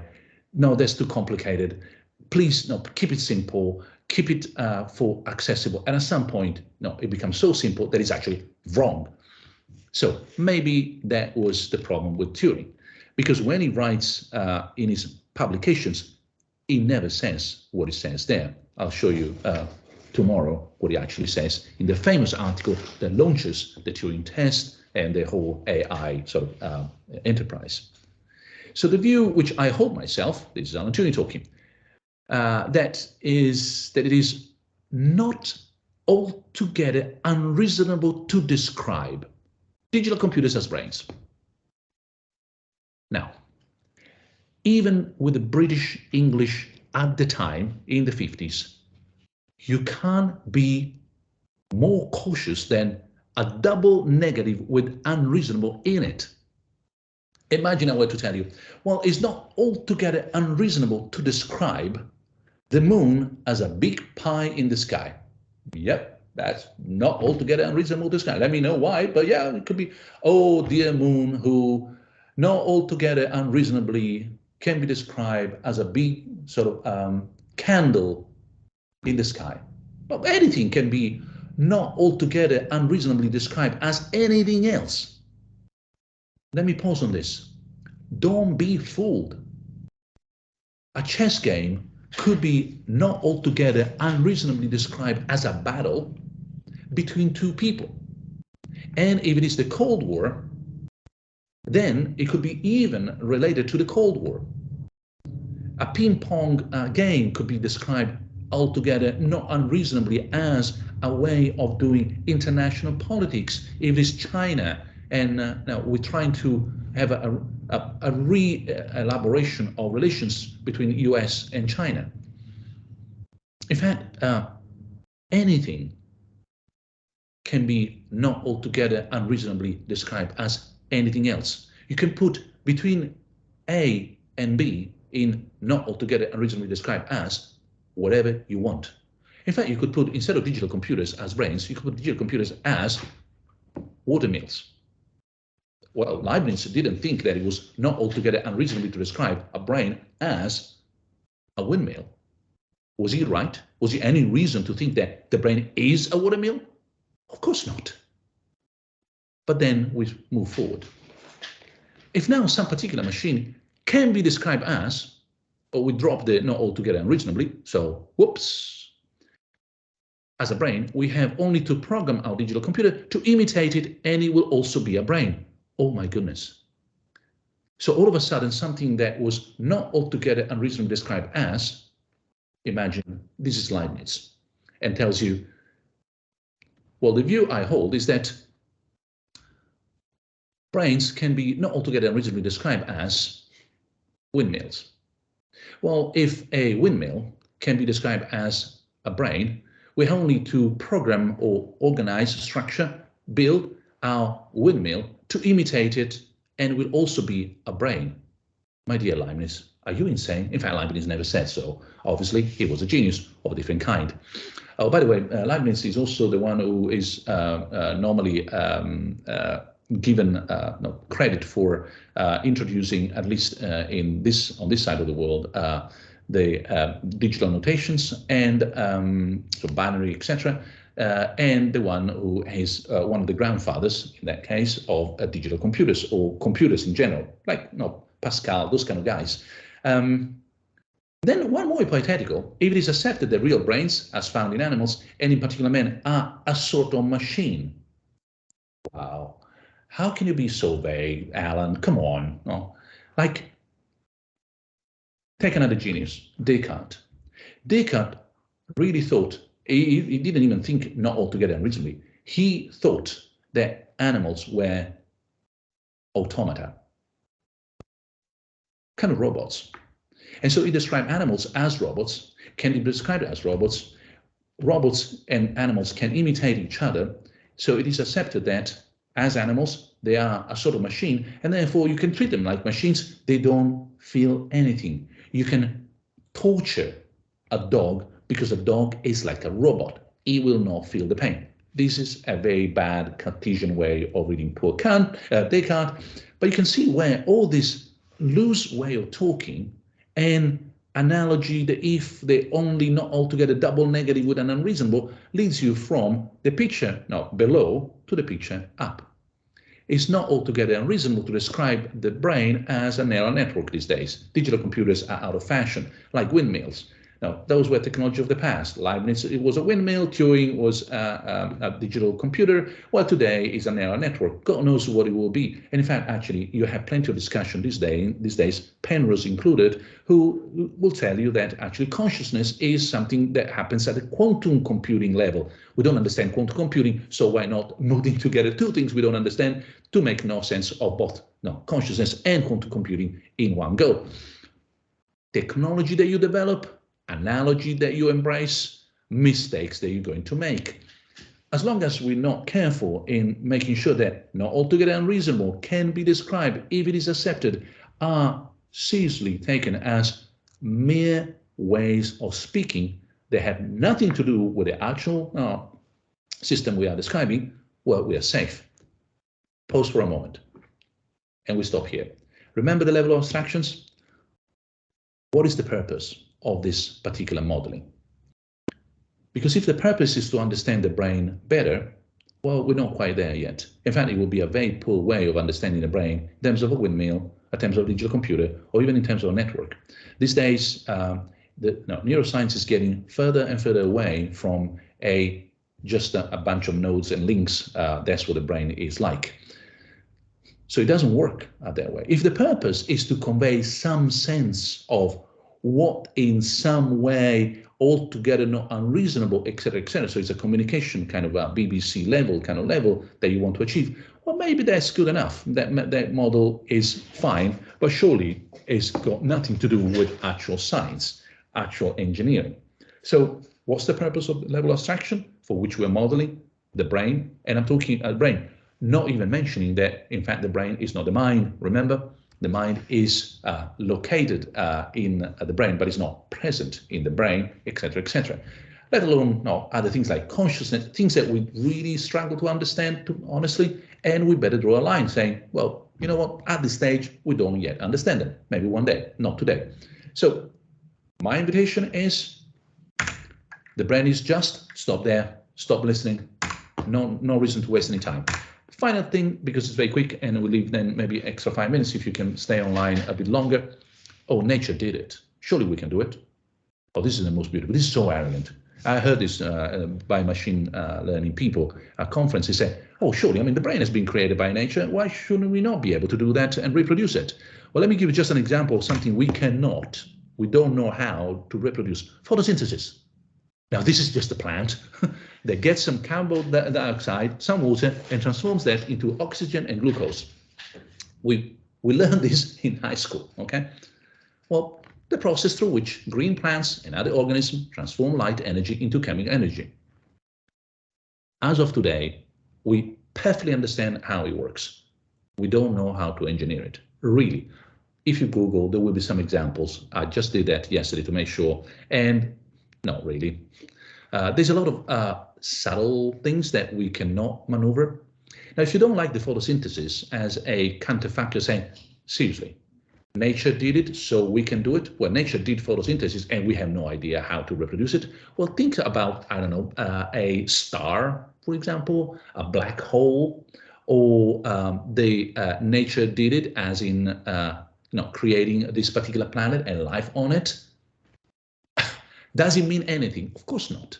I mean, there is a difference between understanding, for example, imagine for a moment, perfectly the physics of a black hole and being able to engineer a black hole, or the physics of a star like the sun and engineering a star, or the physics of a solar planet and being able to engineer that. Now, we might one day, I hope so, certainly hope for my wife, the neuroscientist in the house, that we will understand the brain as we understand photosynthesis. It will be a fantastic major achievement. And every day there's more that we know about the brain. It might be a long, long way down the road, but one day, hopefully, we'll have a decent, serious understanding. Will that mean that we will be able to reproduce it? I'm not quite sure. But it's certainly open, and it certainly is a bad way of arguing, saying nature did it, and therefore we can. Remember, it's all about logical possibilities. This is, however, the beginning of the more constructive part. We stop here. The next lecture tomorrow will start from the classic, Computing Machinery and Intelligence, Alan Turing, published in Mind in 1950. I'll leave you with this for some Q&A. At the very beginning of their paper, look at the pages, 433. That's the page that people read. Turing writes, I propose to consider the question, can machines think? This should begin with a definition of the meaning of the terms machine and think, etc., etc. And he says, look, no, we don't really have a definition. It's going to be a mess. Much, much later, the pages that no one reads because no, we're all lazy, on page 442, or the paper is online, so you can double check, he writes, the original question, can machines think, I believe to be too meaningless to deserve discussion. Really. This is the medal that is given to anyone who passes the Turing test. Can machines think? Congratulations for not having read the paper. But we stop here and we'll start again with this paper, the Turing test and the Leibniz Prize tomorrow. Stop the presentation, stop sharing, and I'm happy to answer a few questions for those of you who are able to stay a little bit longer with me and Emmy, if Emmy can. Of course. We've got a question in the chat. What is your opinion on material agency? Let me see. So I'm not quite sure what material agency means. So maybe can I get a real I'm not sure, as in I don't understand. I lack the information. So if you can tell me a little bit more what you mean by material agency, then I can try to answer that question. And on the previous question, point about Gianfranco Cecconi, being a genius doesn't mean being right. Let me give you two examples. They are in the book. Hobbes, Thomas Hobbes, one of the greatest minds ever in political philosophy. He spent an enormous amount. I mean, there are volumes of Thomas Hobbes trying to prove how to square the circle. He was trashed by the professor of geometry here in Oxford again and again and again. Hobbes knew nothing about geometry, did not understand the basics about it. He was an arrogant philosopher who thought he could prove to mathematicians how something that mathematicians knew could not be done. He knew better. A lifetime wasted. He could have produced so much better political philosophy. He didn't. Isaac Newton, he spent almost as much time doing alchemy as much as doing proper physics. Of course, we have forgotten the alchemy done by Newton because he was totally insane. He had no sense whatsoever. And yet, one of the greatest minds ever, blah, blah, blah. So, as quite correctly has been put by Gianfranco, being a genius doesn't mean being right. Exactly. Exercise your critical understanding every time. It's not Aristotle, it's not a source, it's not, as we say in Latin, ipse dixit. He said so, therefore it is so. That is the wrong way of doing science. We haven't heard anything else about material agency, but we've got a big question from Michele. Why do human beings behave unethically? With some follow-ups. What motivates humans to behave unethically? And are there predefined forces that may prevent or condition us in developing the systemic ethical consciousness needed in order to design a better and more synchronized version of both the self and the world we're part of? And if that's not enough to consider, we've also got in a global society, what sort of ontology can we all share? Yeah.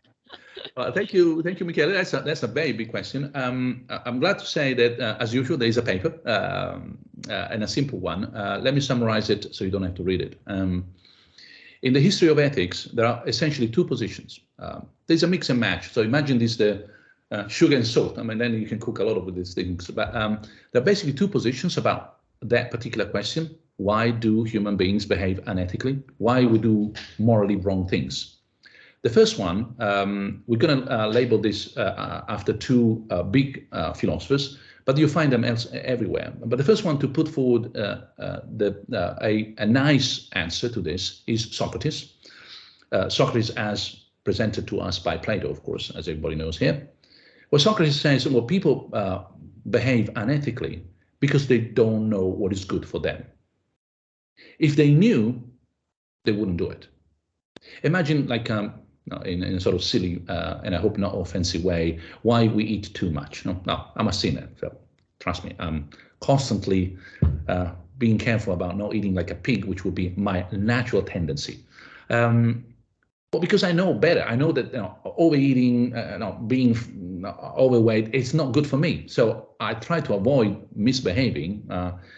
But no, someone could say, well, why people are not eating too much? Well, because they don't know what is good for them. Or maybe they do, as Aristotle, and they have a acrasia, no, a weakness of the will. And sometimes that's what happens at night. And I know that I shouldn't be eating, then I go downstairs and I have a sandwich. Shame on me. But it's a matter of epistemic sort of reasons. It's about knowledge. Sometimes weakness of the will or not. But if I knew, and if I had the strength of character to act on my knowledge, I wouldn't make any mistake. So the Socratic picture, as we normally label it, is evil happens for epistemic reasons. Reasons got to do with information, knowledge, understanding, etc. So we are good agents, but we're not well informed. So to put it simply, we are good but stupid, okay? And that's why evil happens. The answer to that, why do humans behave unethically? Well, because they are good agents, but they're stupid, and they make stupid things. Fast forward, and the other answer is very different. And it comes from a variety of sources, but no, I like to, following the tradition, to attribute that sort of position to Hobbes, among many others. Hobbes the genius, not Hobbes the idiot, mathematically speaking. Hobbes the genius presents us a very nasty picture of human beings, if you remember. Now, it's the wolf against the wolf, etc. So wolf against wolf is the picture that humans are very, very smart. They are smart like a wolf, the wolf of the fables, no, not the real wolf, poor animal. And they are cunning. They pursue their interests. They know what their interests are. They understand the situations. They are strategic in their sort of behavior. In other words, they are perfectly reasonable and capable of knowledge and information, etc. They are intelligent but evil. And that's why they cause unethical stuff. So you get Socrates, neither of the two pictures, and you can call these two philosophical anthropologies behind ethics. The Socratic philosophical anthropology says, oh, you're good but stupid. Oh, thank you. Okay. So you need to be more intelligent. How can you be intelligent? Education. Solution? Paideia, the Greek word for education. The other guy says, no, Luciano, you're very intelligent. You're just evil. Oh, thank you. Okay. Well, what's the solution? Rules, the stick. Nomos, the law. You take any civilizations, and the answer to that question is paideia and nomos. Education and law. Law and education. Educate your citizens, your people, to make sure that they understand what's good for them. There is a chance they will actually behave properly. But if they don't, if they are not Socratic agents, good but stupid, and paideia is not good enough, tell them what is good and they will follow it, well, you can switch to the Hobbesian agents, and your Hobbesian philosophical anthropology will implement rules, sticks, and sometimes incentives. And these incentives, but that kind of rational agents who knows how to behave according to the rules. It's evil, but the evilness of that agent can be modified, nudged, shaped by the rules of the game. And therefore you have a nomos Hobbesian society. Now, in our contemporary world, and I stop here because it was a very good question, but I take too much of your time, Emmy's included. Our society today is really a mix of nomos and paideia. You look around, and when people say, oh, how can we fix society? Well, no, education, schooling, blah, blah, blah. Or they say, oh, we need more regulations, rules. But of course, both. But I would like to emphasize the paideia for a moment, because in a culture which is increasingly consumeristic, in a world that is substantially capitalist, the rules of the game are only half of the game theory book. Competitive rules. Competition becomes the way in which we regulate society, competition among parties, competition among labs, competitions among students, among lawyers, doctors, hospitals, services, companies. Competition becomes the only way in which, in a market-oriented, capitalist, consumeristic society, you envisage relations between agents. But there's the whole other half. We are at the same time Hobbesian agents, yes, no, we're sometimes evil and sometimes we pursue just our interest, remember, but we're also Socratic agents. We're also good people. Sometimes mistakes we make, we're just a stupid mistake. We didn't know better. We didn't have the courage, the strength, the will to do better. We needed some help. Remember the fragility of the agent and so on. So there's a whole other half that in a society that is increasingly market-oriented, competition-oriented, consumeristic, blah, blah, blah, etc., is not covering. And this is the Socratic anthropology, philosophical anthropology, the collaborative side of games. Not all games are sum zero. Not every game theory bit is about competition. A lot of it is also about collaborative games, cooperation, coordination. How do you incentivize that for Socratic agents in order to avoid that behavior is unethical? That second half, we have really disregarded that in our philosophical thinking, our culture, etc., in the way in which we shape the rules of the game so much that it's almost ridiculous. And when I speak about the good stuff that can come from AI, that's also what I have in mind. It could enable us to promote, enhance the collaborative, cooperative side of Socratic agents that can behave ethically because they know better and they know how to work together, as opposed to always incentives and disincentives for Hobbesian agents who know what they're doing, they pursue only their interest, they don't care about the rest of the world, only about themselves, etc., etc. So, long question, difficult question, long answer, but there is a paper there in case anyone is interested. I'm going to put it in the chat at the end of this of today. It's 11:40. A lot of people, I suppose, have to go. So thank you for your patience. I'll see you again tomorrow morning when we will start again from that article by Alan Turing.